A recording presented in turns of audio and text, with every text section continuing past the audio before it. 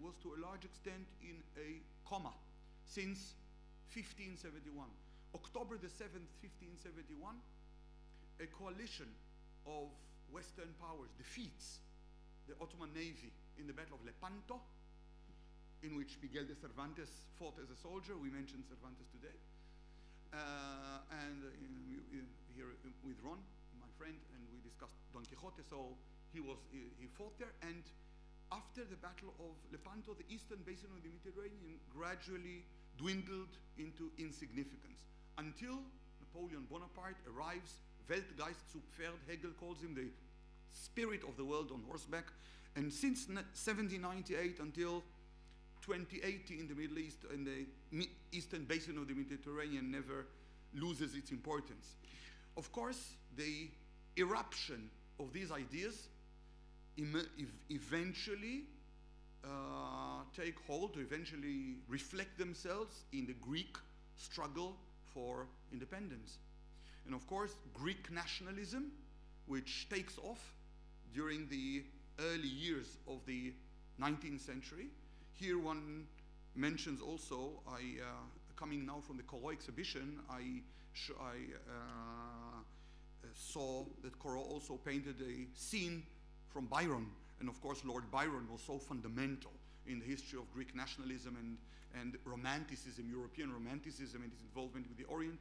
And of course, Greece becomes eventually liberated, not before Russian involvement becomes even more felt. And of course, in 1826, Russia becomes directly involved in the area, starting to influence more and more all the peoples, including the Armenians. Of course, Russian involvement, 1826, this is called the Russo-Turkish War, 1826, 1828.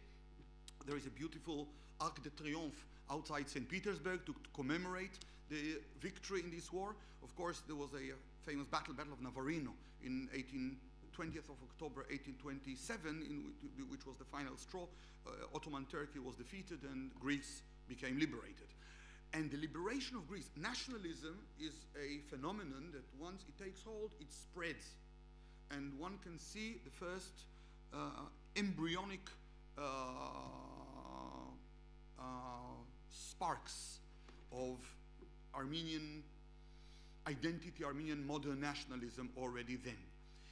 The next stage would be the Crimean War. The Crimean War, 1853, I mean, the involvement of all the powers, all the Western powers, and of course the Crimean War showed, I mean, Turkey now on the side of Britain to start to prevent Nikolai II, to prevent the Russian Tsar from eliminating or from dismembering the Ottoman Empire even more, and the involvement of the powers in the area, in the region, becomes more and more clear.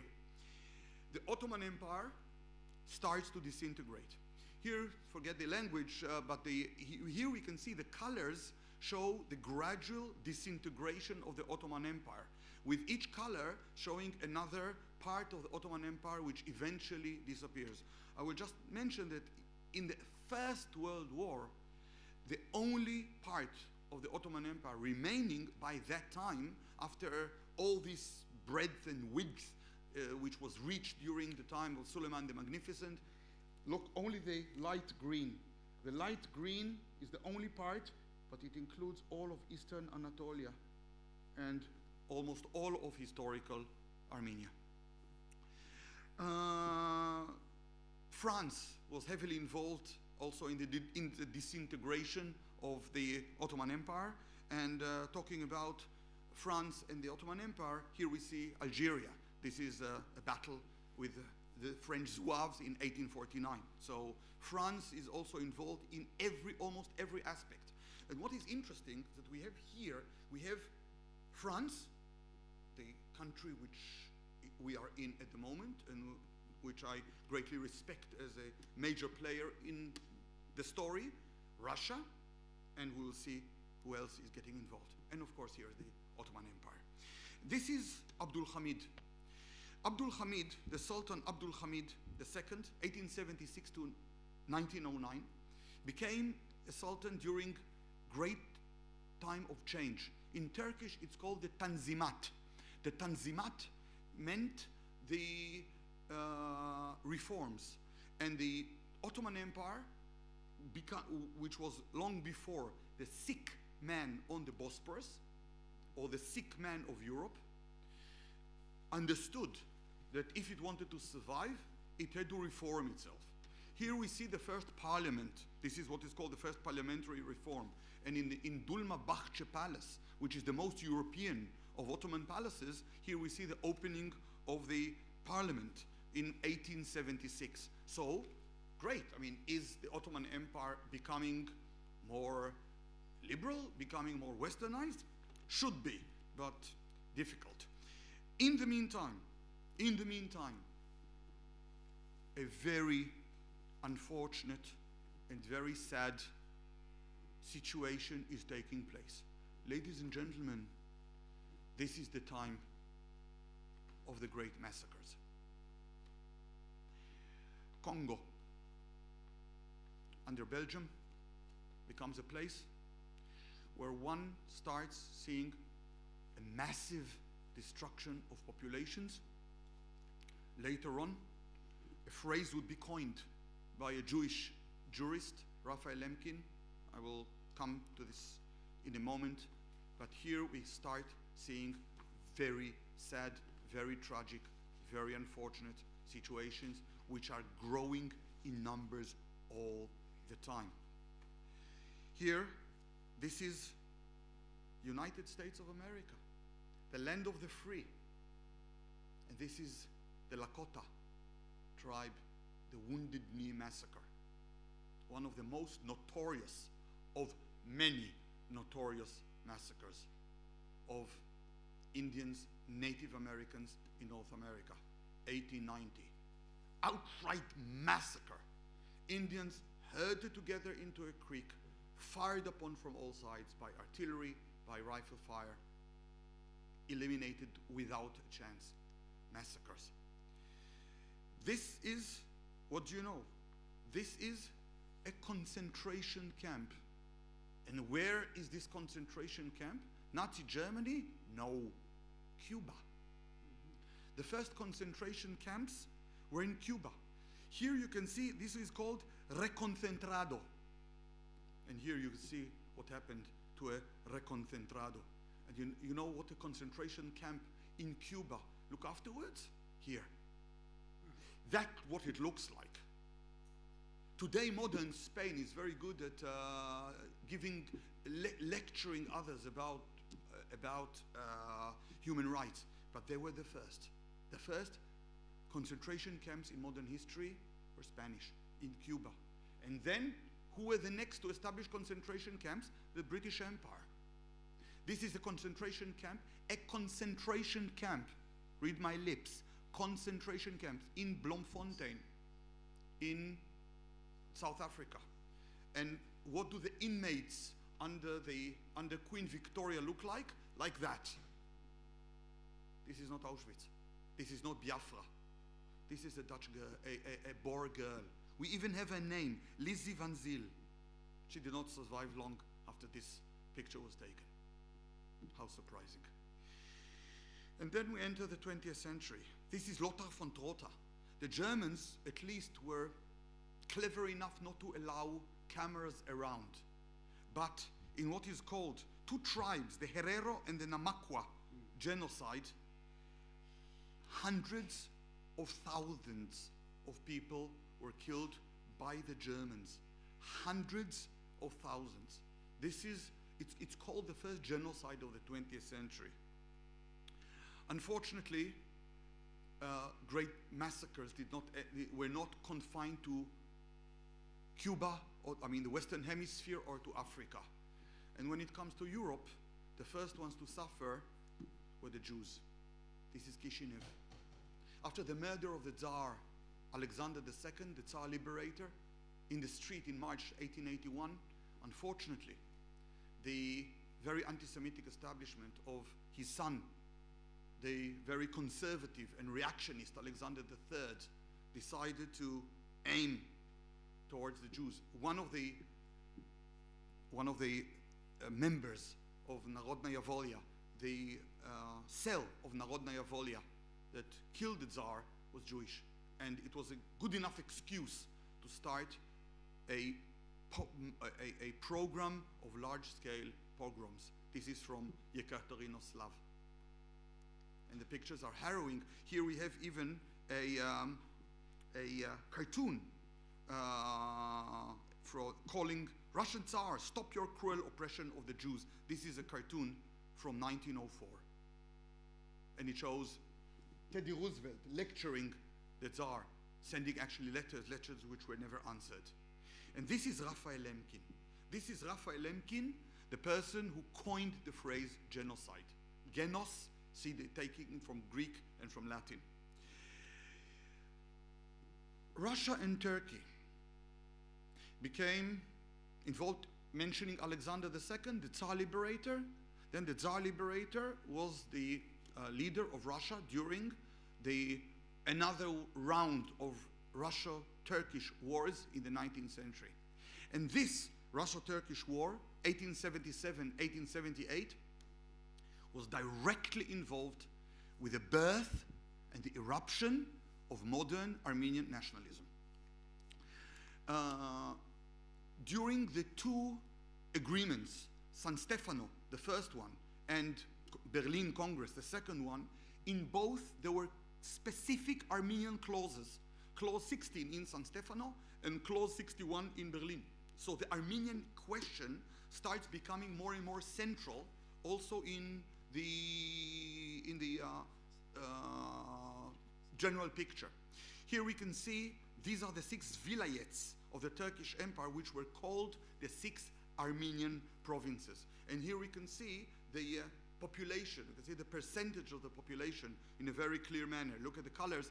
The red is Armenian, and it's very obvious about the Armenian, the large Armenian numbers. Here we can see this is the Assyrian population. So as with all the many of the large empires in the 18th, 19th centuries were very heterogeneous ethnically. Of course, the most famous being the Austro-Hungarian Empire, having so many ethnic groups. But the Ottoman Empire also included many ethnic groups, and we saw the Armenians, and this is the Assyrians, which will come back later. The first terrible wave, as a result of the growing Armenian nationalism, in spite of all the right words, in spite of all the talk about the Tanzimat, were what is called the Hamidian massacres. And I will not go in depth into Armenian history because it would take a long time, but I would just, arriving to the story of the Armenian Holocaust or the Armenian genocide, wanted to show that there is a process leading to it. And in 1895, 1896, we have the terrible Hamidian massacres. And we can see these Hamidian massacres, we can see the pictures of these Hamidian massacres, and it is indeed terrible. Look, the children, and here we can see a cartoon in Paris at the time, Boucherie de première classe. We see Sultan Abdul Hamid. Victor Bérard, a wonderful, very articulate French diplomat and writer, working, going in the Orient, wrote exactly, here you can see, he wrote it in December, this document. It comes from La Politique du Sultan, Revue de Paris, and this is from December 1896. And I mean, it's self-explanatory. One doesn't need even have, it is so clear and so concise what he says. Does the world do anything? Rien. Blah, blah. A lot of talk. Yes, the Ottoman Empire disintegrating. The Ottoman Empire, here we can see this is the a caricature of Abdul Hamid, Turkey Limited, the disintegration of the Turkish Empire. And look, France, mentioning Delacroix, Jean Delacroix. Unfortunately, Armenia did not have a friend, did not have friends like Byron and Delacroix. When the European regimes of the reaction after the Congress of Vienna tried to stifle the stories coming from Greece, Byron went to Greece and fought there and died there and became a martyr. And Eugène Delacroix, when the stories of the massacres arrived, he said, you want to shut it up? I'll show you what it is to shut it up. And he did what his mentor, Géricault, did when the monarchists tried to stifle the story of the Radeau de la Méduse, and he painted this great painting. So Delacroix paints the massacre of Chios, and it becomes the talk, everybody talks about it. And of course it becomes, and you have great people, great artists like Byron and Delacroix pushing the story to the fore. So the role of the artist. Armenia would have a friend like that, would have an artist like that only long after the event, unfortunately. Here we see this is of course the Young Turks, the famous revolution. This is the declaration of what is called the Second Constitutional Era. And this is the famous story of the Young Turks, the revolution of the Young Turks. And these are Armenians in Constantinople celebrating the establishment of the government of the Young Turks. They thought, wow, great. I mean, now the old regime is gone, and now great days are coming. And they get a wonderful answer. The massacres of Adana in 1909. That's what the Armenian quarter in Adana looked like. So their hopes were dashed extremely cruelly and extremely soon. The leader now, nominally, was the Sultan, Mehmet V. And I mean, Sultan, of course, here we see the Dreikaiserbund with Wilhelm II and with Franz Josef, but the real leaders were the three pashas. Talat, Mehmet Talat Pasha, the Minister of the Interior, Enver Pasha, Ismail Enver Pasha, the Minister of the Defense, and Jemal Pasha, the Ministry of the Admiralty. And of course the Wazir Azam, the Great Vizier, Grand Vizier, he was the Sayyid Halim Pasha. Europe in 1914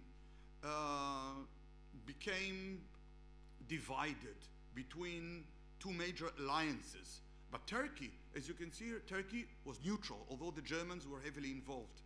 But after the shots of Sarajevo, on June the 28th, 1914, Turkey became dragged into the war by a very clever German trick.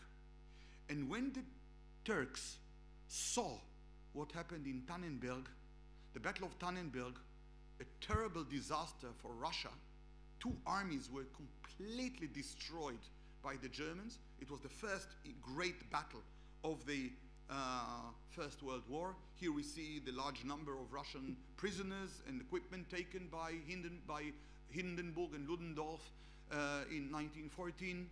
Then Enver, especially Enver, thought, great, here we have an opportunity. The Russians are nothing. The Russians will disintegrate soon. Here we have an opportunity for a quick gain. And the Ottoman army attacks at the Caucasus front in the very region of historical Armenia.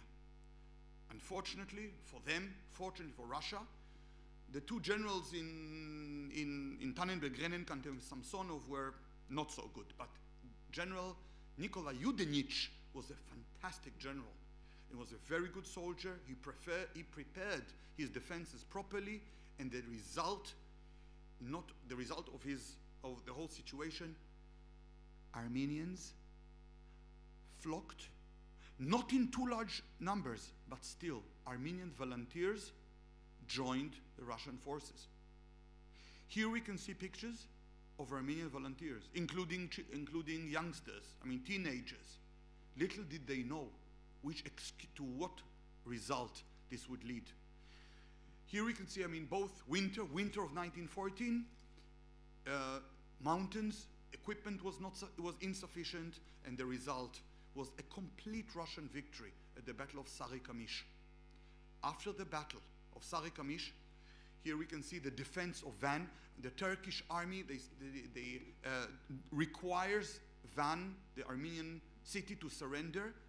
The Armenians, worried, afraid of what would happen, massacres, etc., would not surrender. Here we can see the defense of Van, and refugees which start disappearing, which starts running away. And the truth should be said, not only Armenian refugees, there were Muslim refugees as well. There were Turkish refugees as well. There was the occasional problem, atrocity, à la guerre comme à la guerre. Later on, it will be highlighted, it will be exploited by the Turks in a terrible manner. On top of that, up April the 25th, 1915, April 24th, sorry, 1915, there is the landing in Gallipoli, the two landings in Gallipoli, Suvla Bay and Cape Hellas, and on that very day, April the 24th, here we see this is the very document.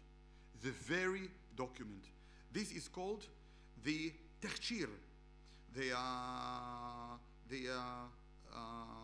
instruction of the Ministry of the Interior, signed by Talat Pasha to arrest intellectuals and community leaders. And this is the very first picture taken of community leaders, Armenian community leaders being herded, taken away to be arrested and to be shot.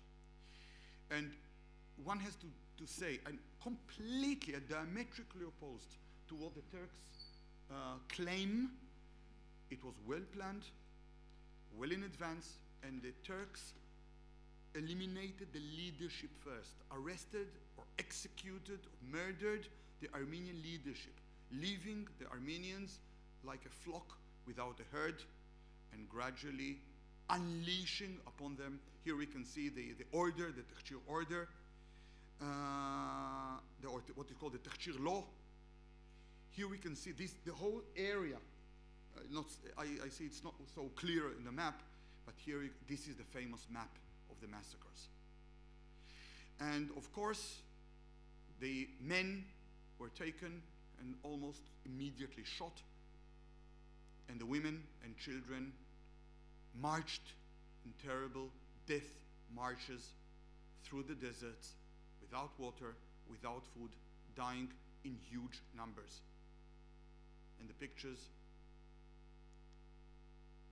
say it all.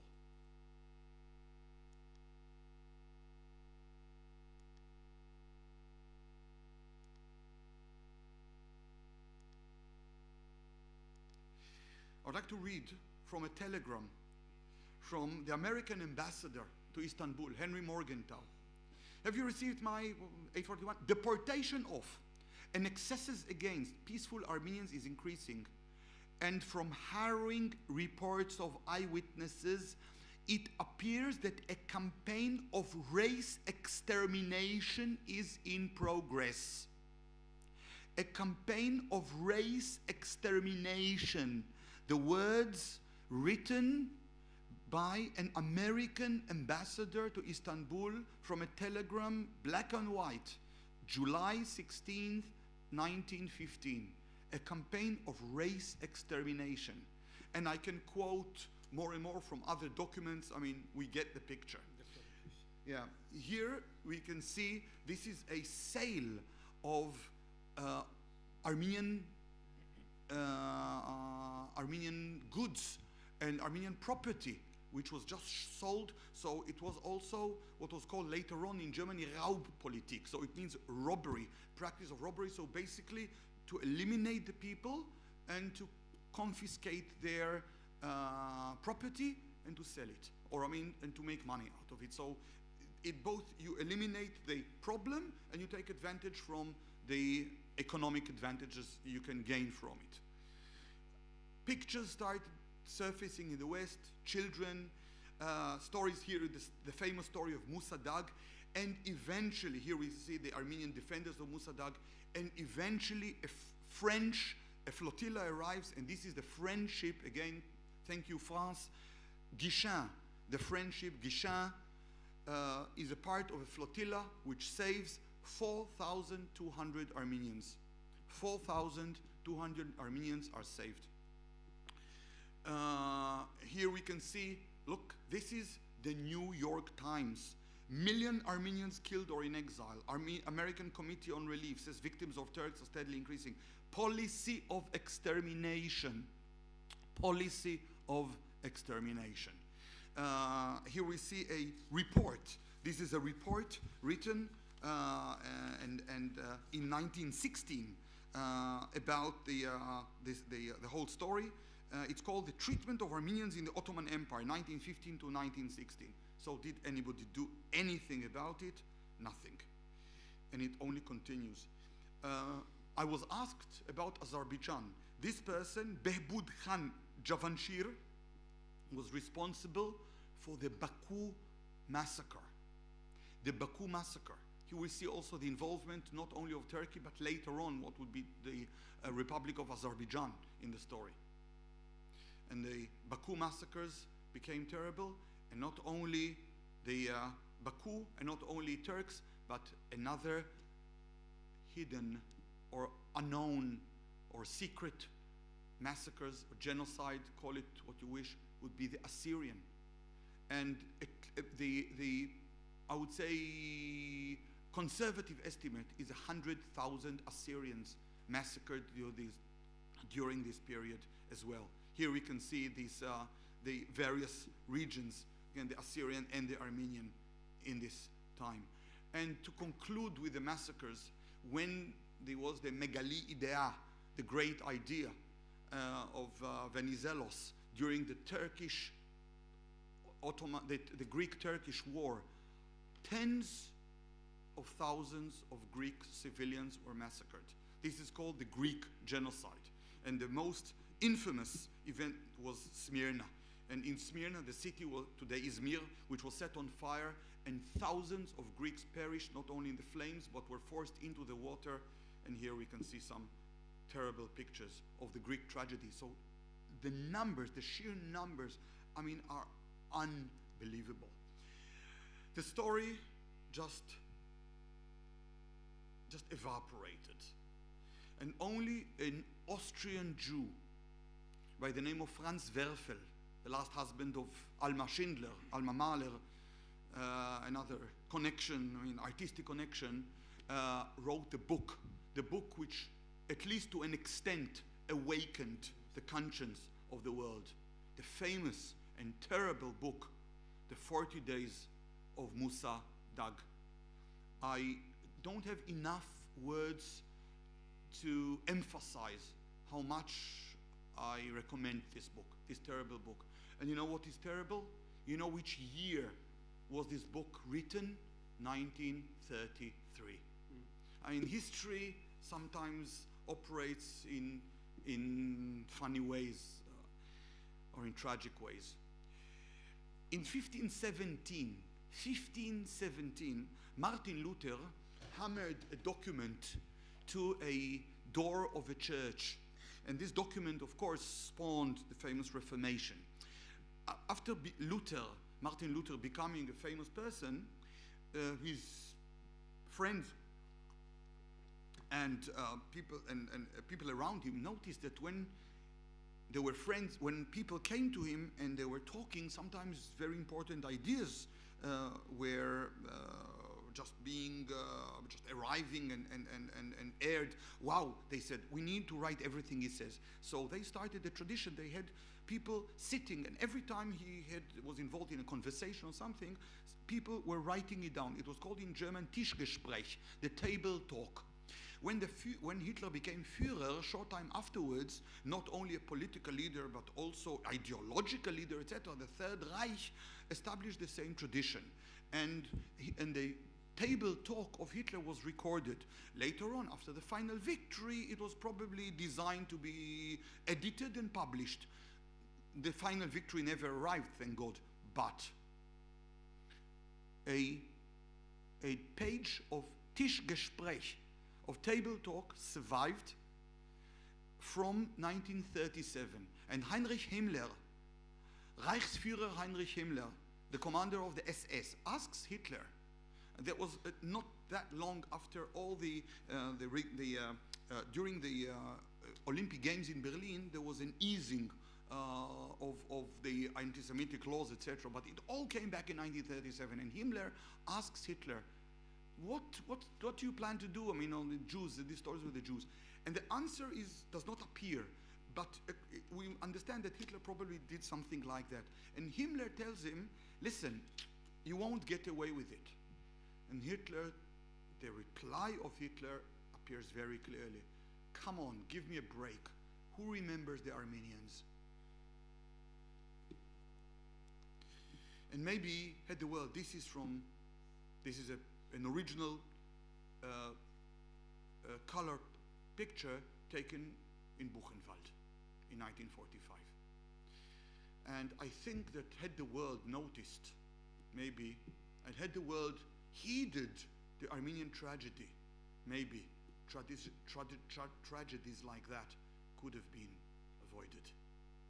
Today, the Armenian Holocaust is acknowledged, is known, but politically, the politics got in the way, and this subject will be the talk of other learned colleagues in the panel. Primo Levi, and I want to quote Primo Levi. Primo Levi, of course, one of the famous writers, survivors of the Holocaust, had a line I would like to quote, and the line is from the Drowning and the Survivors. Here they come back, and they tell their stories with relief, and they tell about their suffering to a dear person, but they are not believed. They are not even listened to. This is in the most cruel manner. Their listener turns around and walks away.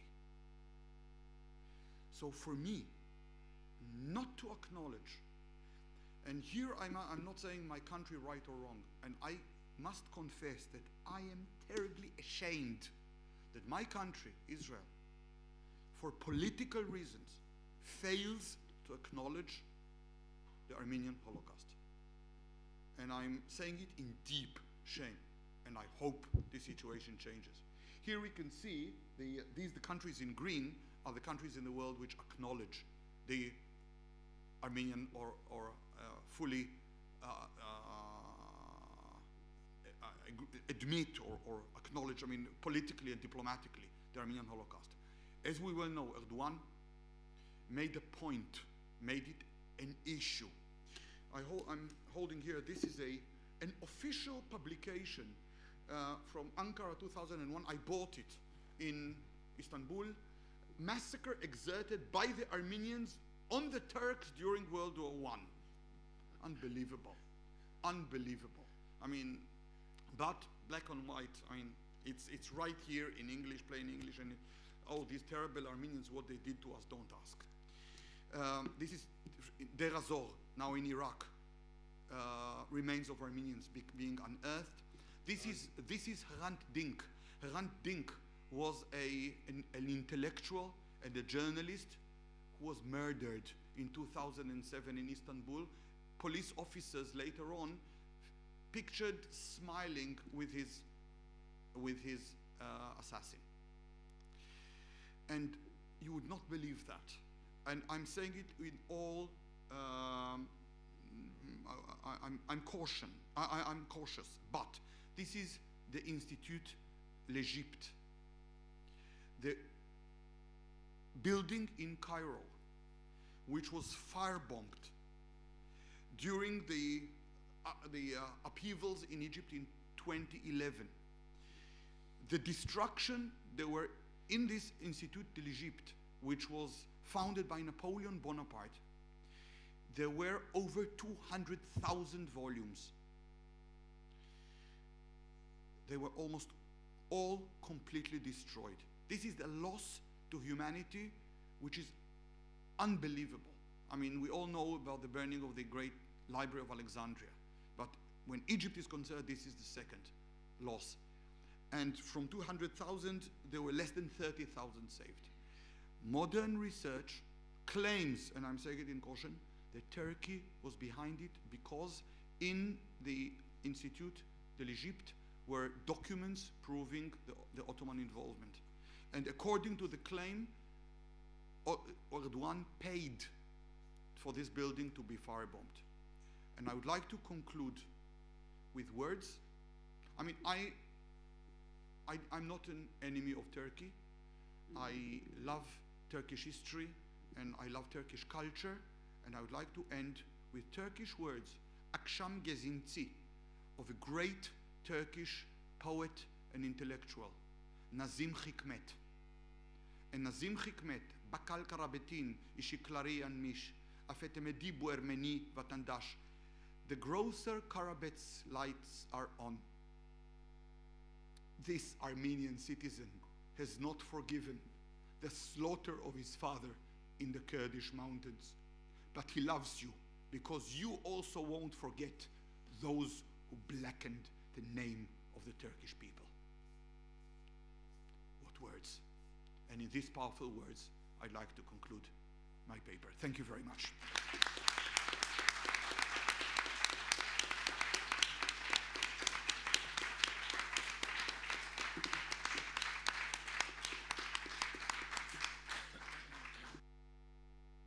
Un grand merci, cher Allon, pour cet exposé assez impressionnant et qui mêle universalité, fraternité et surtout ce récit historique qui nous fait comprendre mieux la survenance du génocide arménien par la revendication de la liberté. On a tout abordé. Cher Allon, vous avez tout abordé, tous les thèmes qui permettent d'aboutir à quoi? À ce que vous avez cité à 5 reprises. The Armenian Holocaust, the Armenian Genocide. Moi, je suis très content que ce soit un historien israélien qui vienne le dire, un juif qui pleure, qui a du cœur, qui nous aime, on l'aime, bien sûr. Merci, Allon. Je suis tellement touché, mais tellement ému par ce qui a été dit. Et pourquoi? Parce que dans la bouche d'Allon, eh bien, Armenian Holocaust, j'ai plusieurs bouquins ici, je me suis documenté avant de venir. Et Armenian Genocide, ben, c'est pas évident. C'est pas évident parce qu'il y a un débat à la fois sur le devoir moral d'Israël de reconnaître le génocide arménien. Et on sait que la Knesset a une position, le gouvernement en a une autre, le président actuel eh bien, a une position affirmée qu'il n'a peut-être pas tout le temps exprimée lorsqu'il était président de la Knesset, peu importe. Mais il y a un débat. Donc les mots qui ont été employés, les télégrammes que nous avons vus, qui ordonnaient le génocide arménien, ceux de Talat Pacha, qui sont annoncés par la Turquie comme étant des faux, on le sait, la falsification, le négationnisme, eh bien tout ça a été restitué dans son authenticité par Allon. Allon, moi, je suis extrêmement touché que vous ayez à plusieurs reprises employé les mots Armenian Holocaust et Armenian Genocide. Et vous avez parlé de honte à un moment donné, vous aviez de la honte, parce que ce génocide n'était pas reconnu en Israël comme il devrait l'être, pour des raisons morales, ne serait-ce que des raisons morales. Et il nous faut cette morale. Alors on va en débattre. Les points de vue sont... Il nous faut du temps, bien sûr. Est-ce que peut-être, Wesley, vous voulez continuer? Alors Wesley, qui, bien évidemment, va nous parler de toutes ses positions. Merci. Encore merci, Allon. Merci, je m'excuse aussi. Je vais parler anglais. Français, Microphone, si... microphone. Oui, je vais éteindre le mien. Merci, j'excuse, mais je vais parler anglais aussi, si c'est possible. I'm going to talk about several things, particularly relations between Jews and Armenians, and then go into some of the reasons that are not usually discussed at length in regard to the reasons for the Turkish denial of the Armenian genocide, and also there are possibly reasons why the government of Israel is not approving recognition. You'll notice in all this that no one is questioning the Armenian genocide itself. In the past, it was questioned on occasion because of Turkish denial, but scholars worldwide are in agreement, including the Association of Genocide Scholars, all the major Jewish scholars, all the major Israeli scholars, Yehuda Bauer and many, many others in Israel, that indeed the Armenian genocide was a genocide and should be treated as such and the like. That's not the discussion here. The issue is one of Turkish denial. Denial is not an attempt to redo history, it's an attempt to denigrate the other group. And it's an attempt to essentially humiliate, and it's a problem. It's usually done in terms of denial of the Holocaust, but it's also done, obviously, and in some respects more completely, in regard to the Armenian genocide. By extension, the government of Israel is also engaging in a form of denial. And this is actually very troublesome from a moral standpoint. I'll come back to that. In a moment. But let me comment on some other aspects of relations between Jews and Armenians. As we've heard, the witnesses to the Armenian genocide included a large number of Jews, and they were responsible for some of the most important testimonies. Henry Morgenthau, the Jewish ambassador from the United States, was, by the way, a Jewish ambassador to the Ottoman Empire who was the last in a long chain of Jewish American ambassadors to the Ottoman Empire. Because there was inclusion in the Ottoman Empire of Jerusalem and the like, the United States government tended to appoint Jews to the position, and Morgenthau was there. We've heard about Franz Werfel and his novel, The 40 Days of Musa. We've heard about Raphael Lemkin, the Jewish scholar who coined the word genocide and first used the term Armenian genocide, by the way. But there are also many other scholars, such as Elie Wiesel, Yehuda Bauer, Deborah Lipstadt, many others who have been involved in this. And I would note to you that all the Holocaust memorials do include, all the Holocaust memorials, certainly in the United States, but also pretty much worldwide, do include discussions of the Armenian genocide, even if it's not the major thing in front of them. And there have been developments lately where those research centers that deal with the Holocaust are all dealing now with the Holocaust and genocide studies. The Claims Conference, where I work, and by the way, I will do an aside for a moment. It's true that the World Jewish Congress is on our board, but so are many other Jewish organizations, including CRIF, including the Alliance Israël Universelle and such. I can explain that later in a different context. But in any event, this Clark University has the first center to give actually PhD degrees in Holocaust and genocide studies. That's where Taner Akçam works. And Taner Akçam is the principal person to have essentially deciphered telegrams and to have made some major contributions to clearing the notion that this somehow didn't happen. It's obvious that it happened. There are particularly in the United States, there are much closer relations in the past generations between Jews and Armenians than there may be now, but they are still quite close. And that's because the two groups are seen as quite similar. These are minorities, they are oppressed minorities, they have somewhat similar histories in some respects. They have certainly very long histories, and they also are rather successful. They have managed rather well in the societies they have been in, and so on. And under these circumstances, in the United States at least, the idea is that Armenians and Jews are very friendly, it's all very good and the like. My mother was born in 1910, and she raised me by giving me spoons of food, saying, take another for the starving Armenians. In other words, it was a part of the general culture to recognize the suffering of the Armenians, and that was clearly part of the sort of general everyday culture in the United States. There are joint memorial services in the US and the like.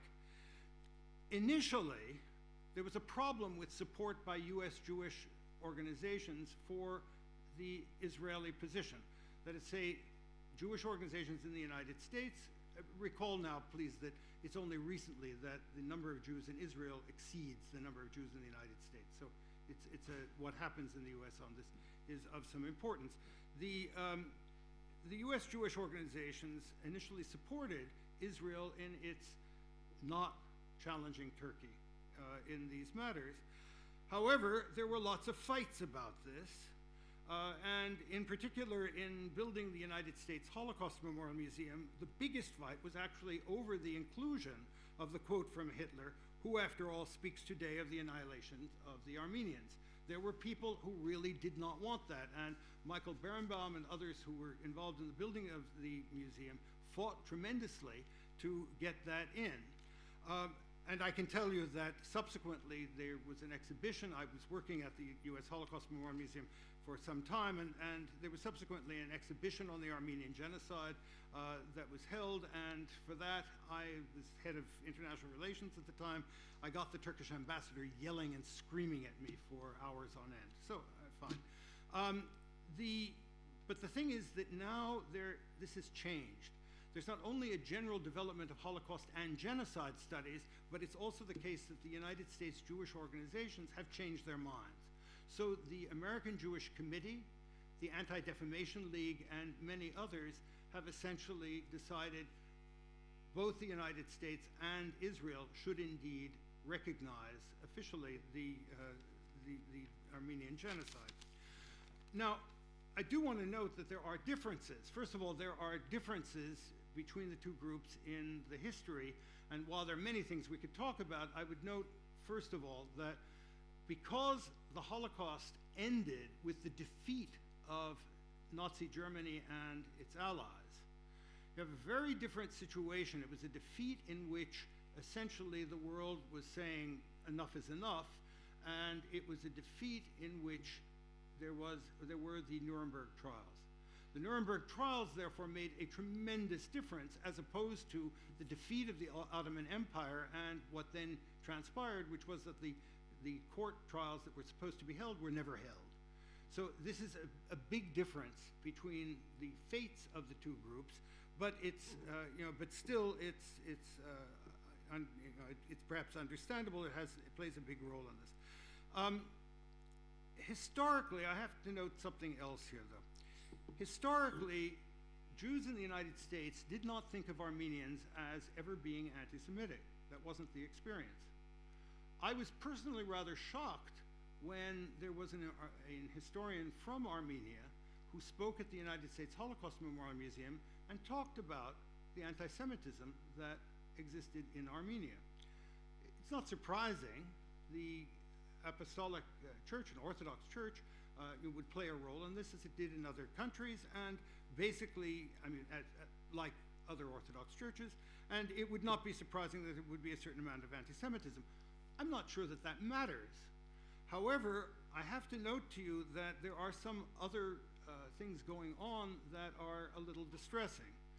One thing is that there is misuse and fake news, as our dear president would say.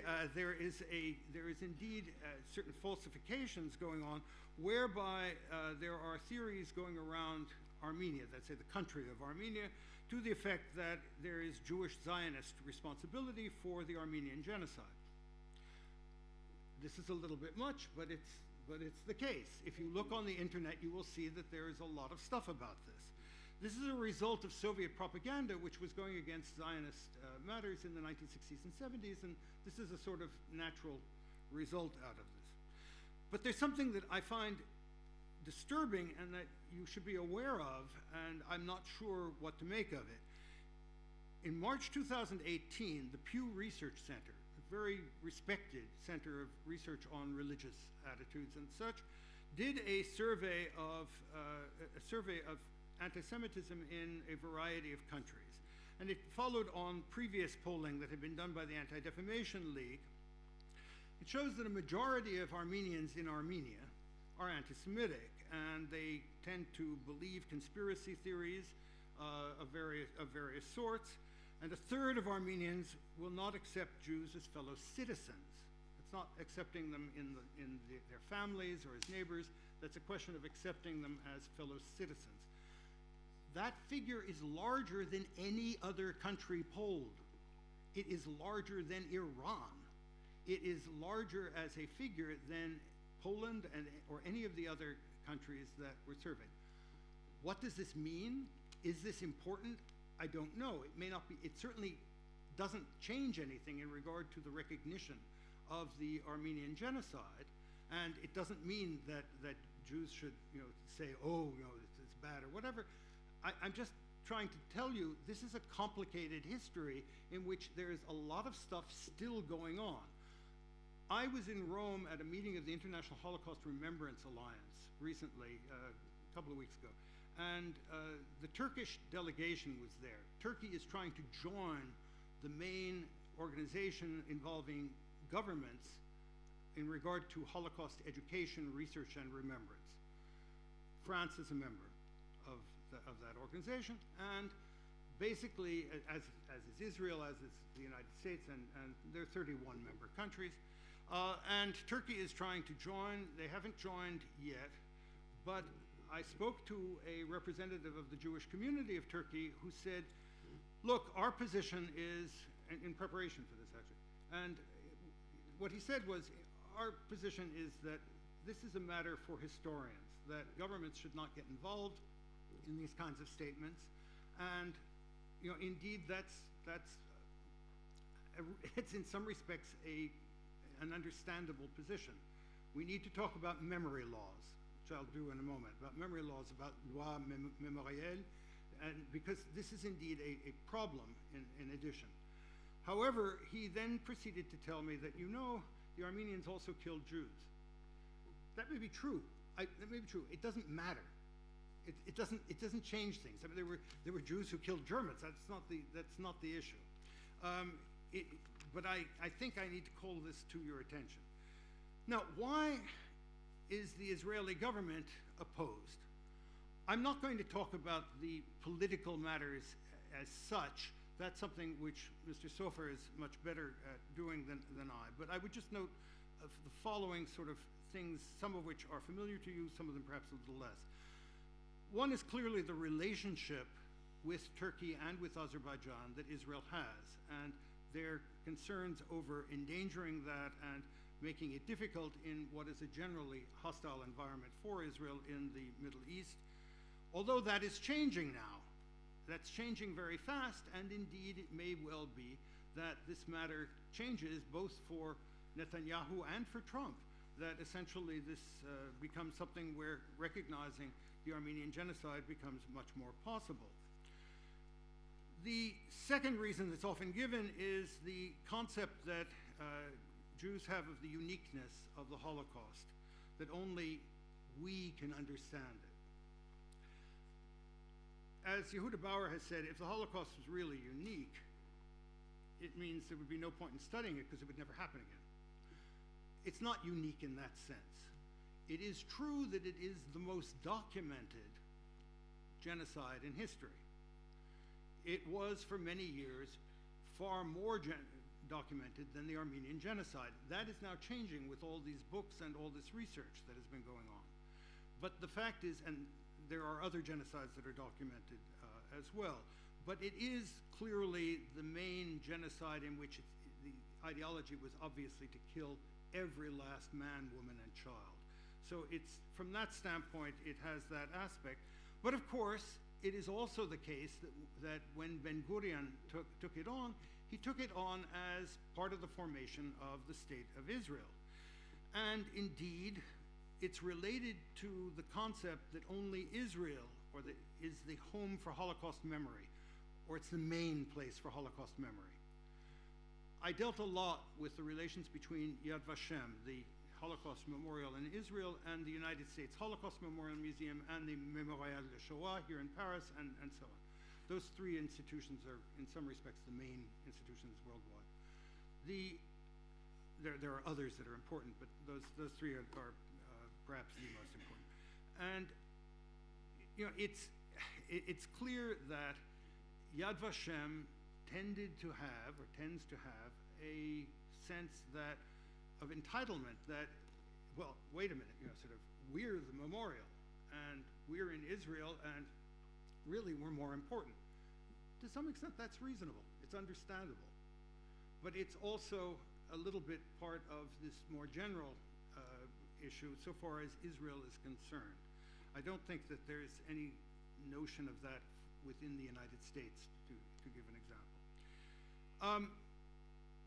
The bigger problems are, however, first, that when you recognize others' suffering, which is a good thing to do, you, in principle, have to recognize all the different people involved. France recognizes the suffering of the Jews in the Holocaust. France recognizes the suffering of the Armenians in the Armenian genocide. France is now recognizing the sufferings of people under its colonial rule. It hasn't done so much in regard to the people in Algeria. It hasn't done so much in other places, and that becomes a kind of problem. And there's almost no way to deal with the recognition of suffering of groups without either making it a general matter or with essentially going after, essentially recognizing every single group. For Israel, there is a problem. Israel, if it recognizes the Armenian genocide, presumably also recognizing the Cambodian genocide and Bosnia and so on, but certainly the Armenian genocide, which of course is more important to do because of the Turkish denial, it would have to think about the question, is it going to have to recognize the Nakba of the Palestinians? Is that going to be something which is going to have to be a kind of official matter?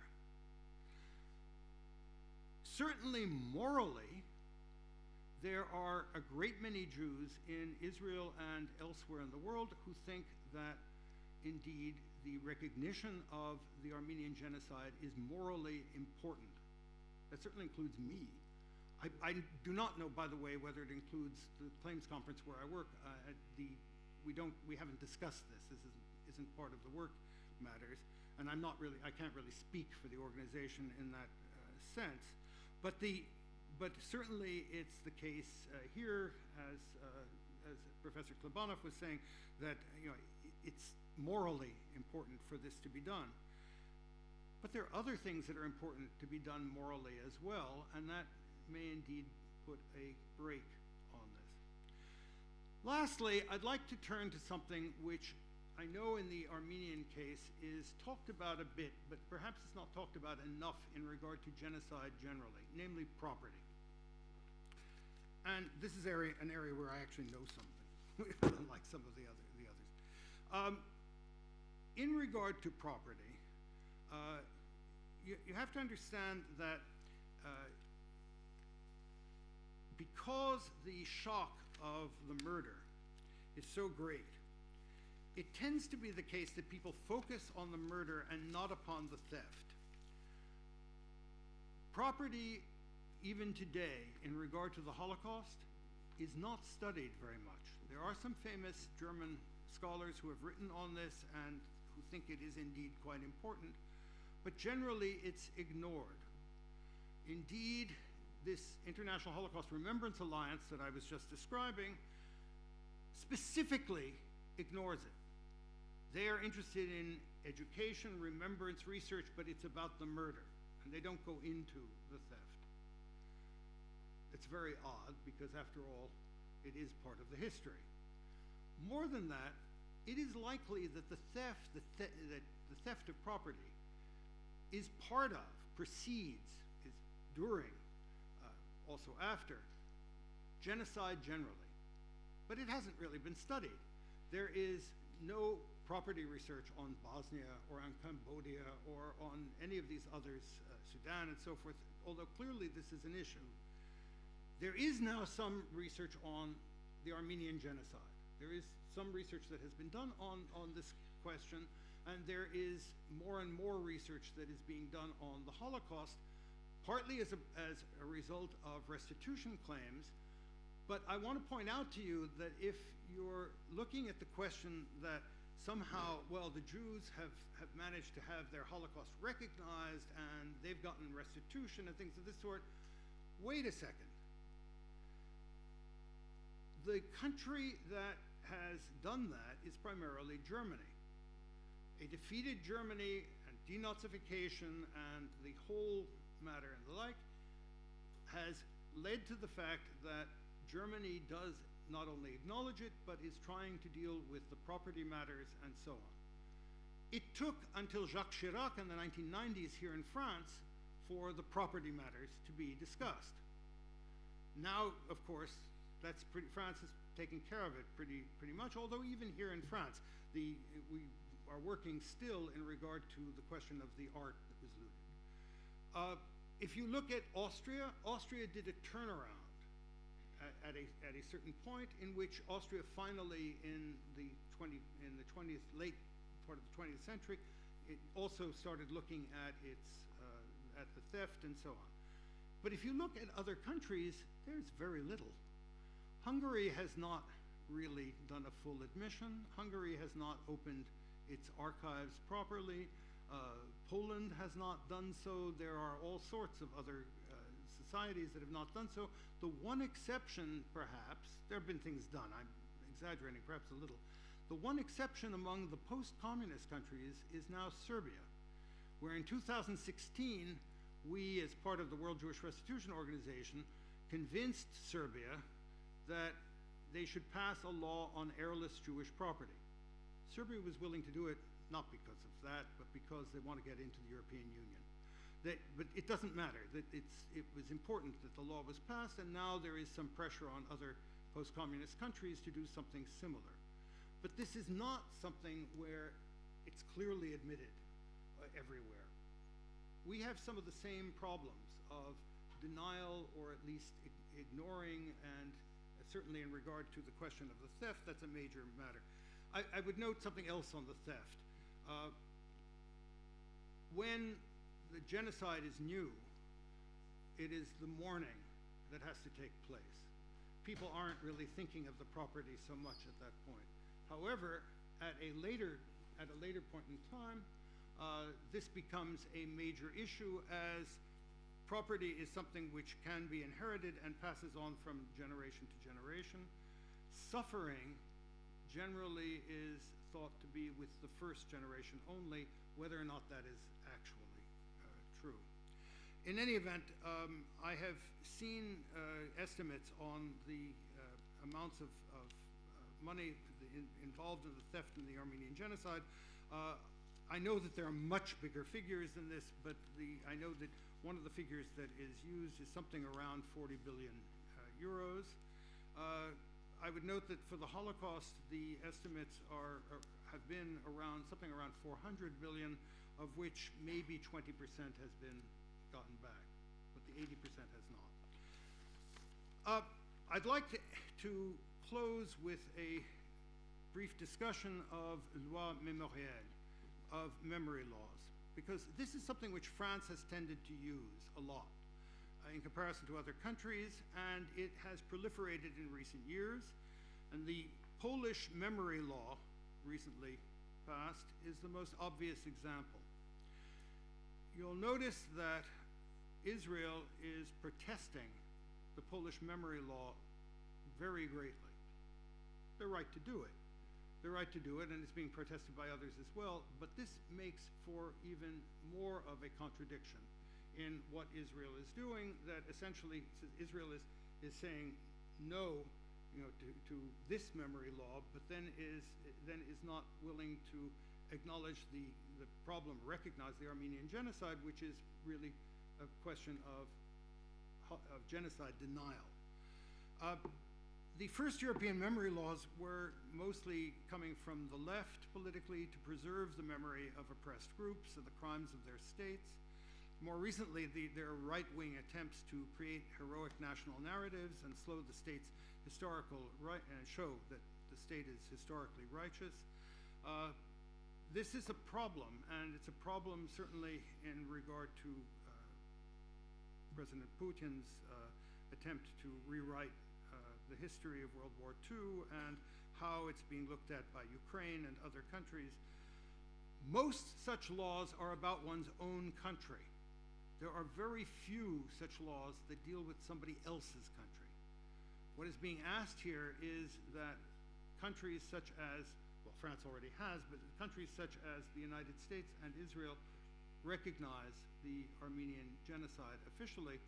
It's fine. I mean, most states of the United States have already done this, but it's fine, but it is a bit unusual. In any event, just to conclude, Israel is now in a moral quandary. It protests the Polish memory law, but does not counter the Turkish denial of the Armenian genocide. It can therefore itself be accused of denialism, and that's really troublesome. Thank you.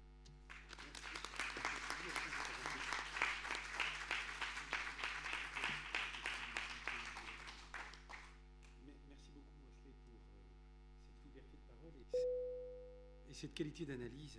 Je tiens à saluer la présence de notre vice-Bâtonnier, Basile Ader. Merci, cher Basile, d'être disponible. Et vu ton emploi du temps chargé.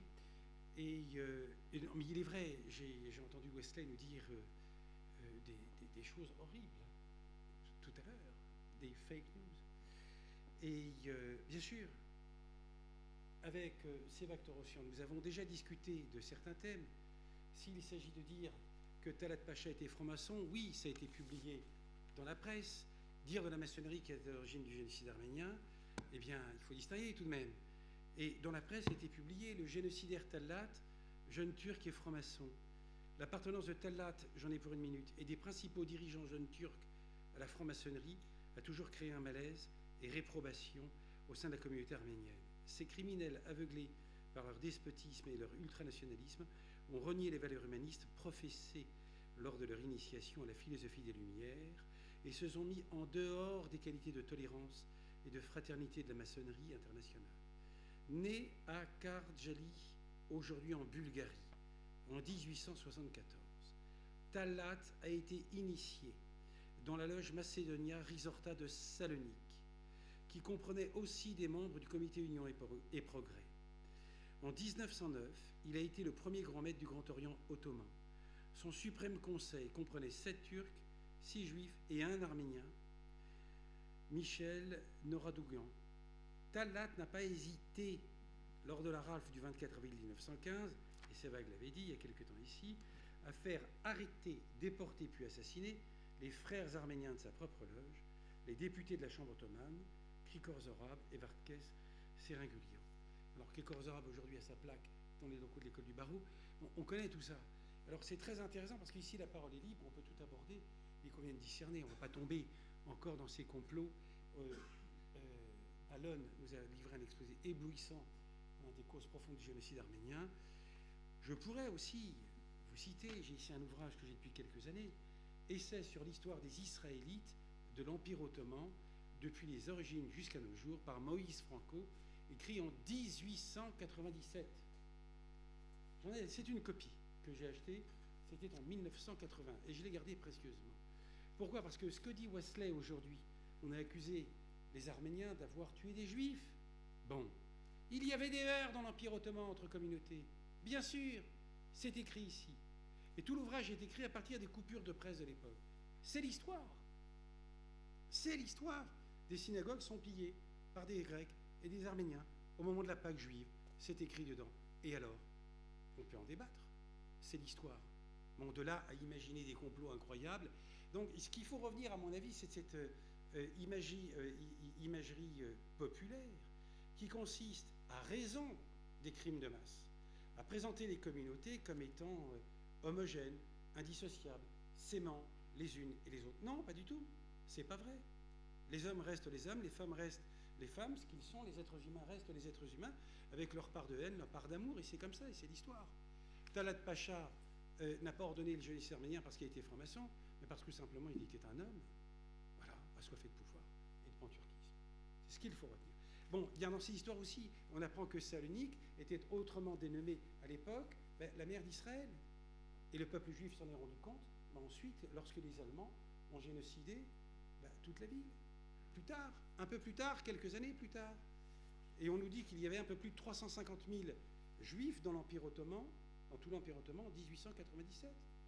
Combien il en reste à l'époque, lorsque, pendant la Seconde Guerre mondiale, bref, les nazis envahissent toutes les régions occupées par les juifs de l'Empire ottoman. Plus beaucoup. Donc voilà, donc la roue tourne. Sévag, je vais te céder la parole. Tu vas nous dire tes idées. Je vais dire un mot là-dessus parce que, d'abord, comment vous dire, il y a des amis dans la salle, des amis juifs qui sont persuadés que les Arméniens sont la 13e tribu d'Israël. Mais je leur réponds toujours que c'est l'inverse. Ce sont les Juifs qui sont les Arméniens des 12 premières tribus. Tout cela pour vous dire qu'il y a évidemment des liens qui sont de l'ordre de, je ne sais pas, ça devrait, qui sont sans doute irrationnels. Il faudrait aller chercher le véritable lien qui nous amène aussi à cette histoire partagée et qui nous amène à exiger une reconnaissance d'un État qui n'a absolument rien à voir avec le crime. La France qui reconnaît le génocide arménien, c'est bien. Israël qui reconnaît le génocide arménien, c'est autre chose. C'est autre chose. Est-ce qu'il faut aller chercher cette reconnaissance ? Eh bien, il semblerait qu'un processus est engagé, qui est assez neuf, qui est assez nouveau, mais qui est assez bizarre. Parce qu'en réalité, je crois depuis 2007, nous en sommes à 11 passages devant la Knesset, toujours par l'opposition. Ce ne sont pas des thèmes de pouvoir, ce sont des thèmes de l'opposition, de la gauche. Et c'est vous tous, ceux que les philosophes appellent les chiens de garde de la démocratie, les philosophes, les universitaires, les penseurs et puis l'opposition, qui apportaient aujourd'hui une question qui est assez nouvelle et qui pose en réalité la question sans doute beaucoup plus importante pour Israël, qui est sa mission. Israël, lumière des nations, l'une des lumières, c'était lumière parmi les nations, la formule exacte, qui s'attribue, qui se donne depuis toujours une mission universaliste, ou Israël qui est sorti de sa mission, qui a aujourd'hui sans doute d'autres problèmes beaucoup plus importants, mais en évacuant cette question qui est primordiale, faut-il reconnaître d'autres génocides ou non, c'est une prise de position d'Israël sur sa propre mission. Voilà. Alors, moi je crois qu'il y a des difficultés qui sont à la fois économiques, évidemment, et éthiques, plus surprenantes. Les raisons économiques sont assez simples. Le volume des échanges commerciaux entre Israël et la Turquie est de l'ordre de 4 milliards de dollars par an. Le volume des échanges est passé de 50 millions en 85 à 1,5 milliard en 2002. Aujourd'hui, c'est plus de 4 milliards. Deuxième information, le volume des échanges entre Israël et l'Azerbaïdjan est également de l'ordre de 4 milliards de dollars. Le volume des échanges entre Israël et l'Arménie est insignifiant. Je pourrais presque arrêter mon exposé ici, mais évidemment, ça ne pourrait suffire, on l'espère, encore que. Il y a un élément, c'est vrai qu'il y a deux pays dont nous avons parlé tout à l'heure, Wesley en a également parlé, c'est la Turquie, mais aussi l'Azerbaïdjan.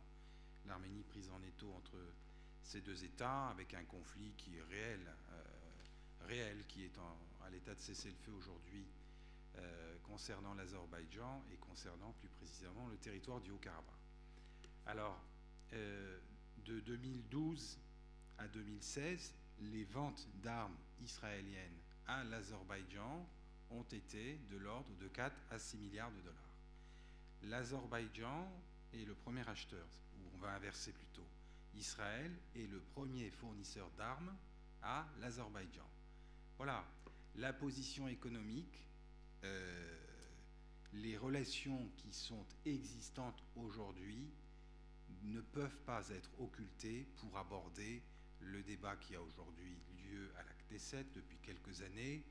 Et ce passage à l'acte, si j'ose dire, cette volonté qui est éthique, morale, qui est le débat des intellos, pour qu'il passe, disons, dans la sphère du pouvoir, à l'action, eh bien, malheureusement ou heureusement, je ne sais pas, il est sujet à des critères très, très concrets qui sont les relations économiques.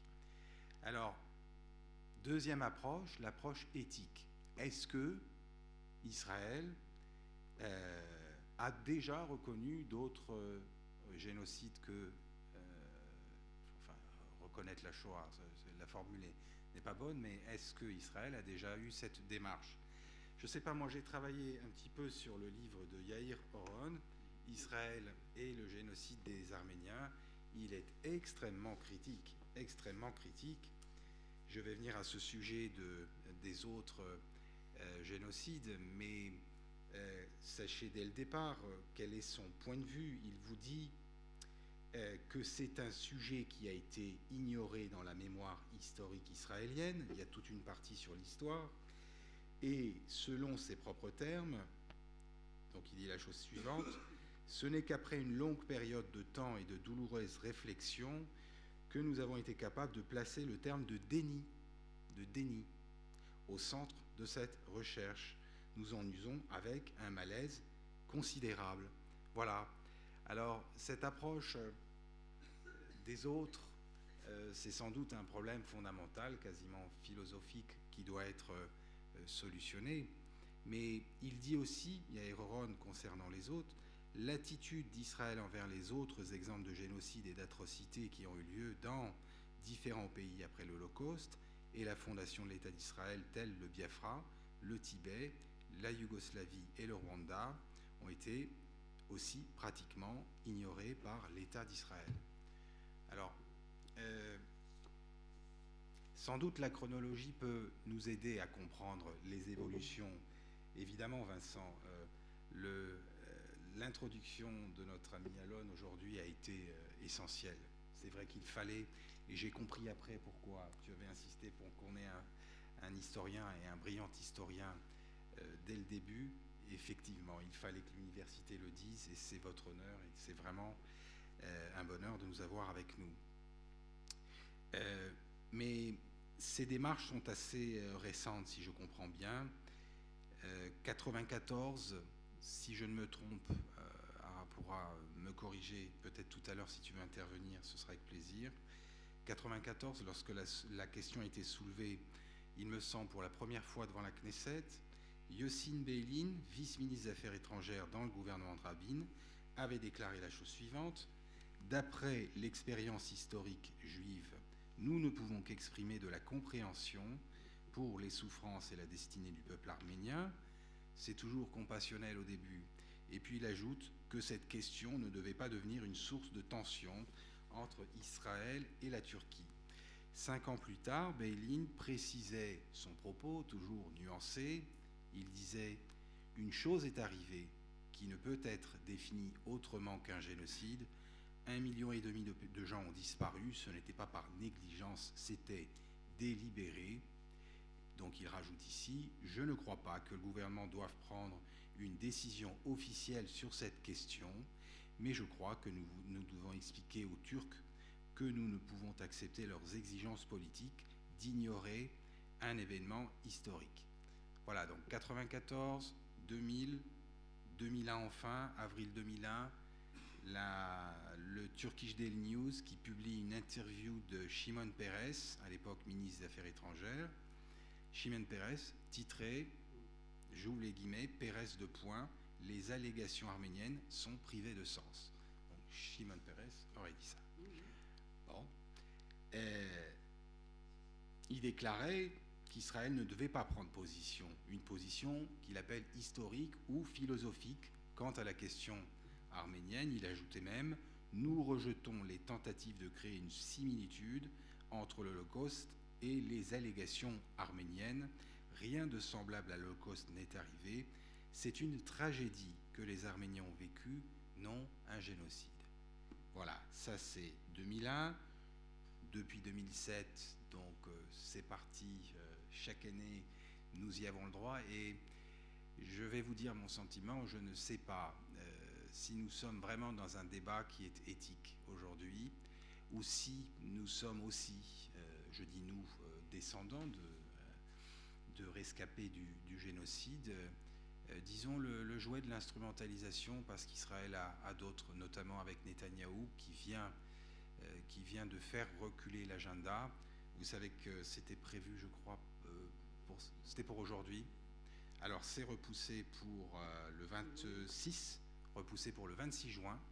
Voilà. Et l'argument de Netanyahou, c'est de dire, comme il y a les élections présidentielles parlementaires en Turquie, on va éviter d'aider Erdogan. Donc il inverse le truc, et puis bon, on verra après.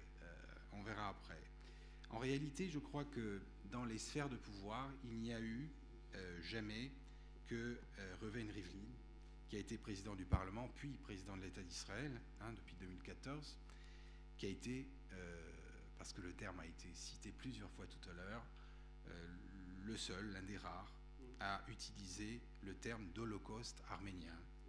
L'Holocauste arménien était l'assassinat systématique à une grande échelle d'une nation. Voilà. Alors, je ne sais pas quoi vous dire. Est-ce que... alors, le débat à la Knesset, c'est une chose. Le passage à l'acte, c'en est un autre. Est-ce qu'il y a, parmi les organisations juives de diaspora, on a entendu la position des organisations américaines qui sont les lobbies, en réalité, qui sont extrêmement puissantes. Est-ce qu'il y a une marge de manœuvre? Est-ce qu'il y a quelque chose à faire? Et pour conclure, je te redonne la parole. Est-ce que nous sommes vraiment dans le cadre de réels signes de changement ou s'agit-il simplement de manœuvres?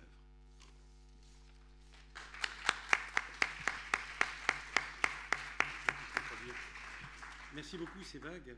Et tu as bien fait de citer l'ouvrage de Yair Oron qui est absolument incroyable.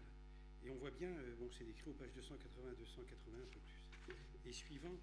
Donc, le rôle du président Rivlin, et qui a passé son temps bien, à batailler pour la reconnaissance par la Knesset ou par le gouvernement israélien de l'Holocauste ou du génocide arménien. Le terme est indifféremment employé. C'est très intéressant. Alors, il y a d'autres aspects dans cet ouvrage. On peut remonter, avant de céder la parole à Ron, notre ami Ron Soffer, qui va nous en parler. Yair Oron a tout abordé. Un jour, on l'invitera, lorsqu'il sera disponible, et notamment les relations de Herzl avec le sultan Abdulhamid. Et en 1897, et il faut se reporter à l'ouvrage absolument très, très érudit, magnifique, remarquablement écrit, par André Chouraki, il y a quelques années, sur Herzl, qui est un ouvrage de référence, et qui raconte tout.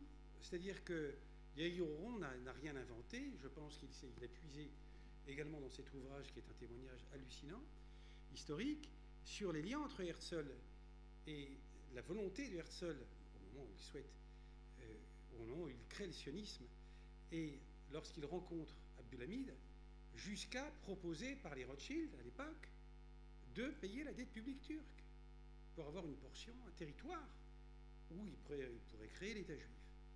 Bon, c'est de l'histoire. Il faut la prendre telle qu'elle existe. Et je crois que l'avantage de l'ouvrage de Yair Oron, c'est de dire qu'à un moment donné, Herzl se dispute avec Bernard Lazare, justement à propos de la question arménienne, car il y a les massacres arméniens dont notre ami Allon nous a parlé tout à l'heure. On est en plein là-dedans. Sauf que Herzl tire un trait sur tout ça, il a son objectif, et ce qui est intéressant, c'est que malheureusement, il meurt d'épuisement trop tôt, le 3 juillet 1904. Ses obsèques ont lieu le 7 juillet 1904, je me souviens, c'est le jour de mon anniversaire. Bref, mais ce qui est intéressant, c'est la suite. Je crois qu'il avait 3 enfants, Herzl. Il aura une fille qui meurt en déportation, une autre qui se suicide. Ce que je veux dire, c'est intéressant, cette ville a une vie de tragédie. Alors, elle est compliquée, l'histoire juive, elle est compliquée, l'histoire arménienne. Ron, tu vas nous donner ton point de vue, toi qui connais bien la politique israélienne. Merci Vincent. Tout d'abord, je suis évidemment d'accord avec mon ami Allon qu'il est temps qu'Israël reconnaisse le génocide, l'Holocauste arménien. Je pense qu'il faut bien préciser que cette question ne divise pas la classe politique en Israël. Elle divise le pouvoir législatif avec l'exécutif. Le projet de loi pour la reconnaissance du génocide arménien, qui a été déposé récemment à la Knesset, le Parlement israélien, a été déposé par 2 députés, un député de la majorité et un député de l'opposition.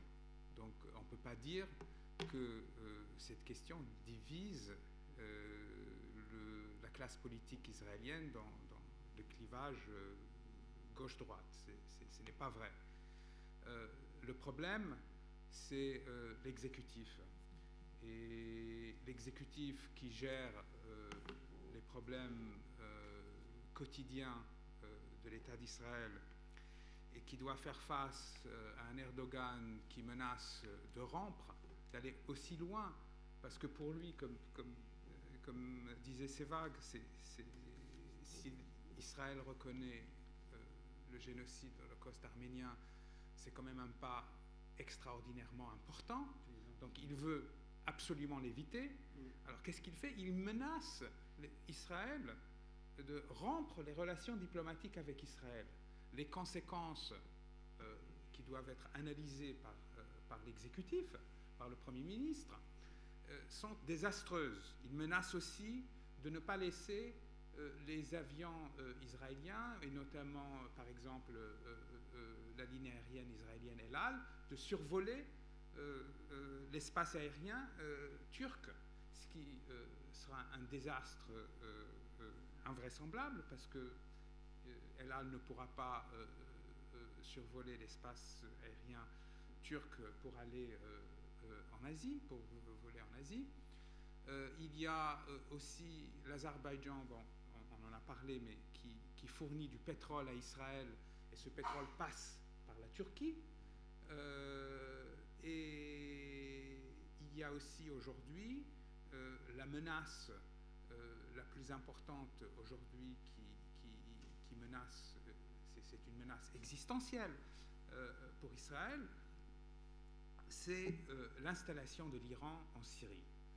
Et pour Netanyahou, c'est un jeu extrêmement délicat, parce qu'il y a les Russes qui se sont installés en Syrie, il y a la Turquie qui a envahi une partie de la Syrie pour,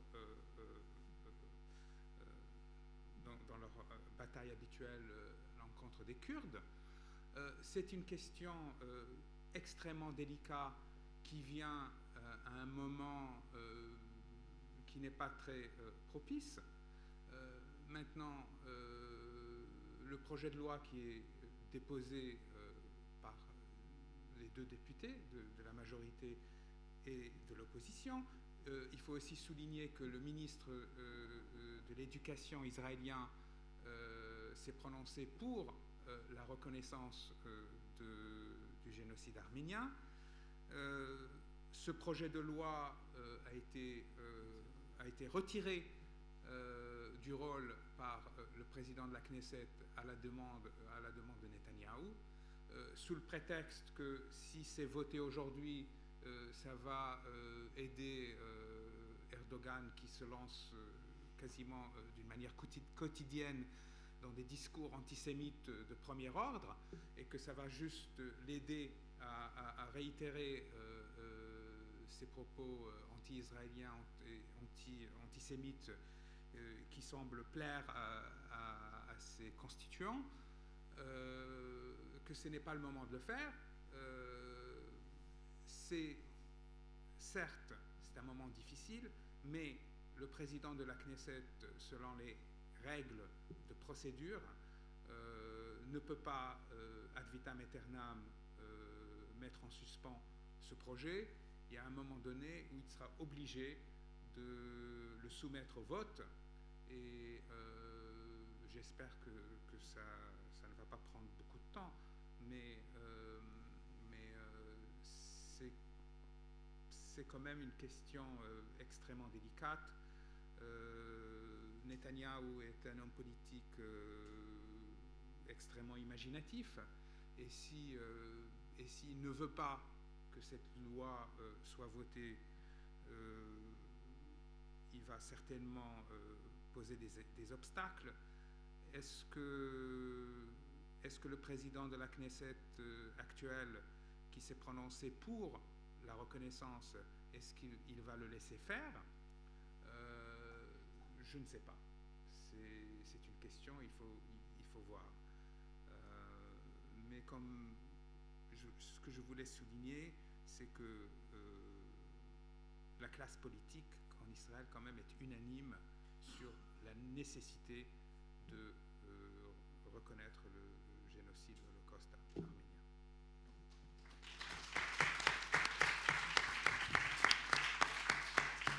Alors,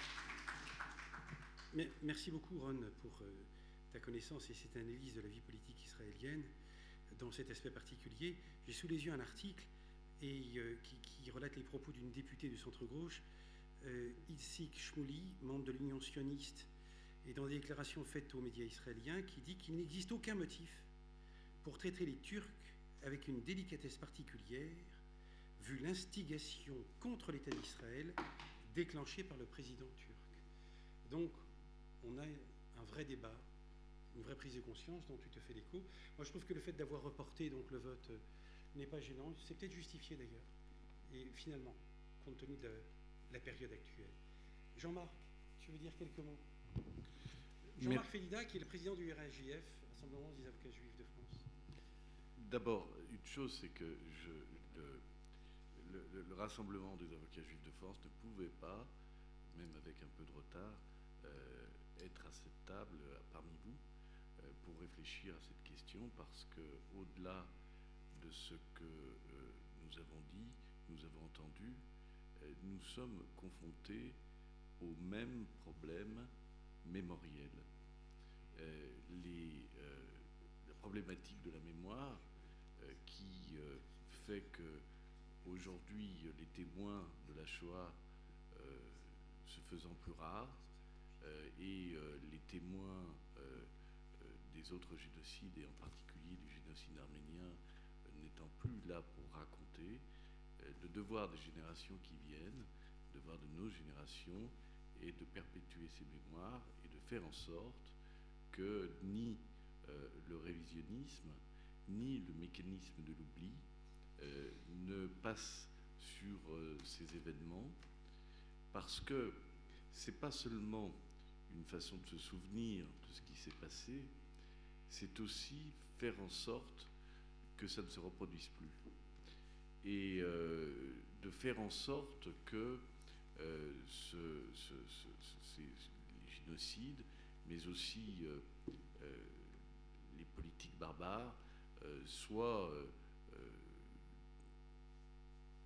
le plus possible et tant que possible évités. Les génocides sont aussi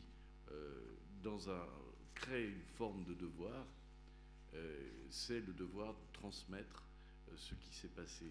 Et il est invraisemblable que dans cet enjeu mémoriel, effectivement, l'État d'Israël ne comprenne pas que reconnaître le génocide arménien, c'est aussi participer à la construction de ce devoir de mémoire. Et le Rassemblement des avocats juifs, lorsque il nous a été lancé cette invitation, avait juste envie de faire passer ce message en disant qu'au-delà de ce qui se passe, au lieu des enjeux qui sont politiques, économiques, rappelés à cette table, il y a un enjeu qui va au-delà de tout cela.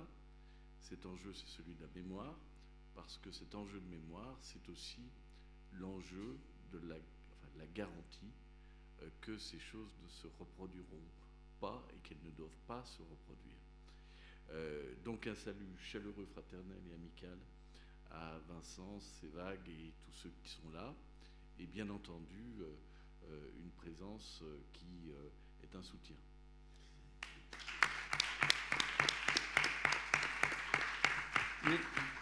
Merci beaucoup, cher Jean-Marc. Nous sommes très touchés par ce mouvement fraternel. Tu as raison de rappeler le devoir de mémoire. On ne peut pas ne pas parler, comme le dit Annette Becker, l'historienne, je vais la citer, de Lemkin. Allon en a parlé tout à l'heure. Et puis, je rappelle que Lemkin n'était pas seulement un juriste, il était aussi avocat, à un moment donné, en Pologne. Il faudrait qu'un jour il ait sa plaque. Monsieur le bâtonnier Basile Ader a l'EFB, lui aussi. Et je l'avais souhaité, moi, avec celle de Krikor Zorab, que Lemkin ait sa plaque. Et Lemkin doit avoir sa plaque. Parce que c'est lui qui a inventé le concept de génocide en 1943, on le sait. Avant sa consécration, 48 par la Convention. Donc à Nuremberg, il semble qu'on n'ait pas parlé du mot génocide, puisque, d'après ce que dit Annette Becker, eh bien, Lemkin n'a pas pu vendre le concept de génocide à Nuremberg.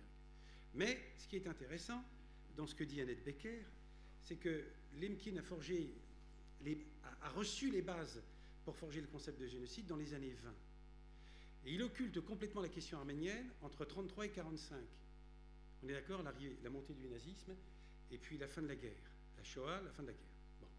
Mais dans les années 20, qu'est-ce qu'il détermine? Il y a deux procès auxquels il assiste. Le procès de Sagamen Tellurian, qui exécute, et ne dites plus assassine, exécute, car c'est un geste de sang-froid noble. Talat Pacha de 2 balles dans la tête en 1921 à Berlin, là où Talat s'est réfugié.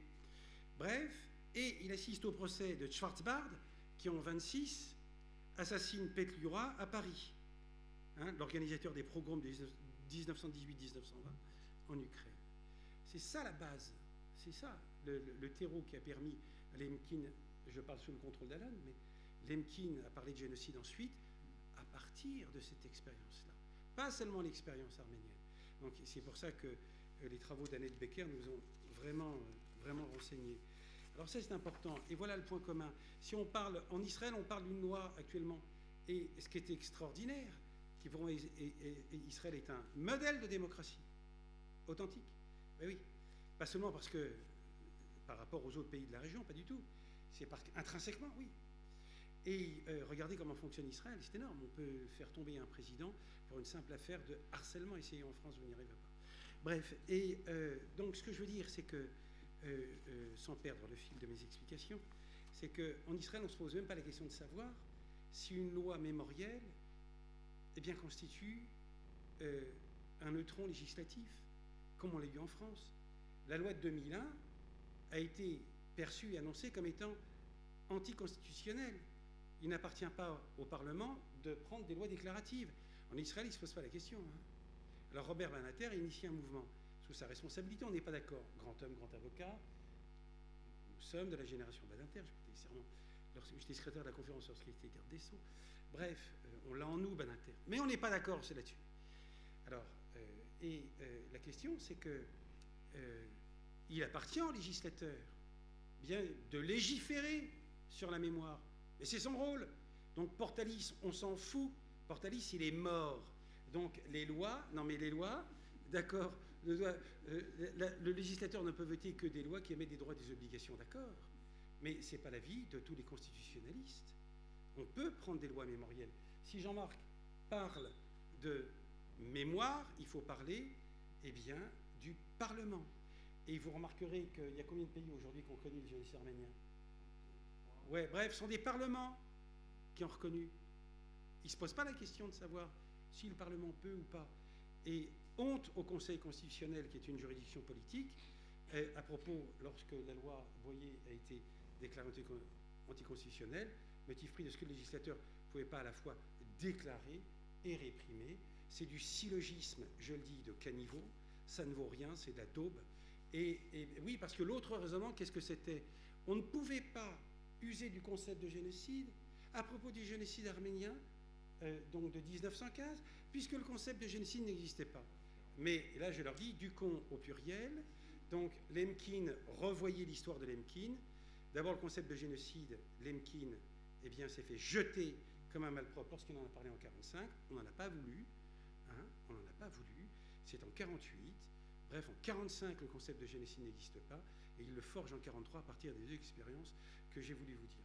Alors, je voudrais en terminer juste avant, monsieur le bâtonnier, Basile, Ader, vous voulez intervenir, juste un mot, et pour dire que tout est chez Morgenthau, 1919. Morgenthau est l'ambassadeur des États-Unis, il est juif, à Constantinople, de 1913 à 1916, et il discute avec Talat Pacha. Ses mémoires, hallucinants, il définit lui-même déjà ce qu'est le crime contre l'humanité, et ce sont ses mémoires. Donc, il relate un entretien qu'il a avec Talat Pacha, j'en ai pour 2 secondes. Et vous allez voir, tout est dit. Alors, question de Talat à Morgenthau. D'ailleurs, pourquoi vous intéressez-vous aux Arméniens, me demanda-t-il une autre fois. Vous êtes juif et ces gens sont chrétiens. Les Mahométans et les Juifs s'entendent on ne peut mieux. Vous êtes bien considérés ici. De quoi vous plaignez-vous? Pourquoi ne pas nous laisser faire de ces chrétiens ce que nous voulons? C'est génial. C'est ce qu'il dit. J'ai souvent remarqué que les Turcs considèrent presque tout en partant d'un point de vue personnel. Toutefois, j'ai souvent remarqué que les Turcs, c'est Morgenthau qui parle, considèrent presque tout en partant d'un point de vue personnel. Toutefois, cette considération m'étonna fort, bien qu'elle ne fût que le parfait reflet de la mentalité turque. Le fait qu'en dehors des considérations de race et de religion, il y eut des choses telles que l'humanité et les civilisations n'étaient jamais entrées dans leur esprit. Ils admettent qu'un chrétien se batte pour un chrétien et un juif pour un juif, mais ils ne conçoivent pas des abstractions comme la justice ou la bienveillance. Vous ne semblez pas comprendre, répondis-je, que je ne suis pas ici en qualité de juif, mais comme ambassadeur américain. Mon pays contient plus de 87 millions de chrétiens et moins de 3 millions de juifs, de sorte que, par mon titre, je représente, c'est génial, 97% de cette population de chrétiens. Or, la question n'est pas là. Je ne m'adresse pas à vous au nom d'une race ou d'une religion, mais simplement au nom de l'humanité. Voilà, on est en 1919 et Morgenthau le dit à Talat. Ben, il a tout dit, tout est dit. J'ai fini.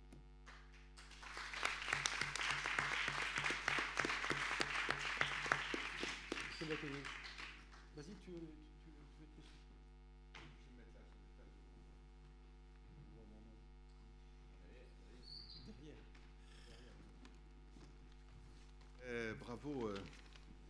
Bravo, cher Vincent, et à la commission ouverte France-Arménie d'organiser des débats de cette qualité.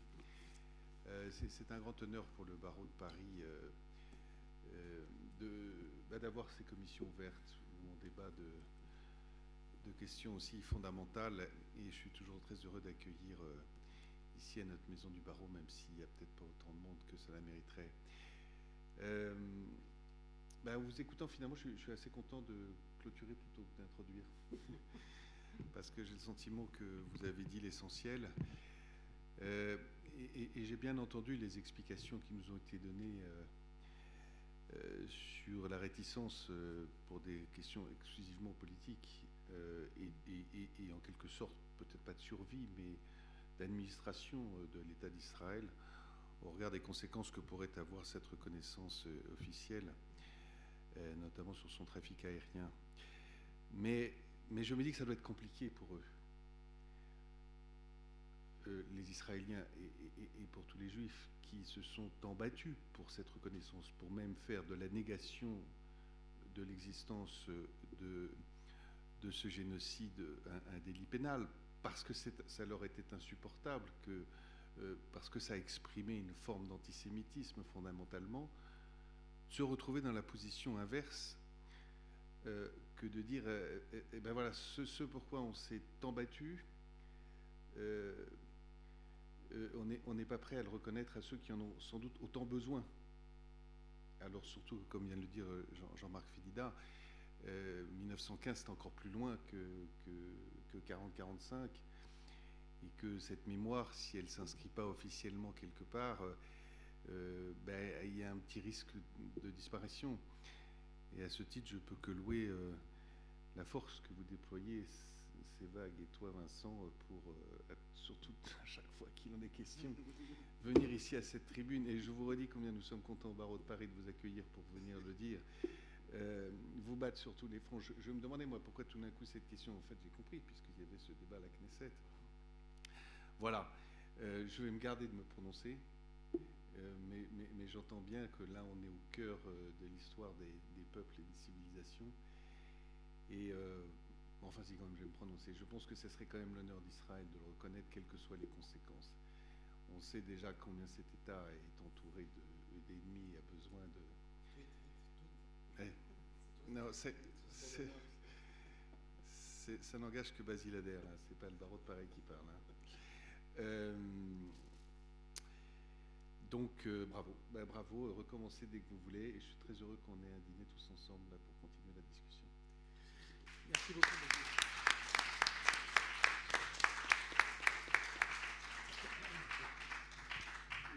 Merci à toi, cher Basile, monsieur le bâtonnier Basile Ader, et de nous accueillir tout le temps dans cette salle qui est notre lieu de prise de parole privilégiée. Merci à vous tous et à vous toutes et à bientôt.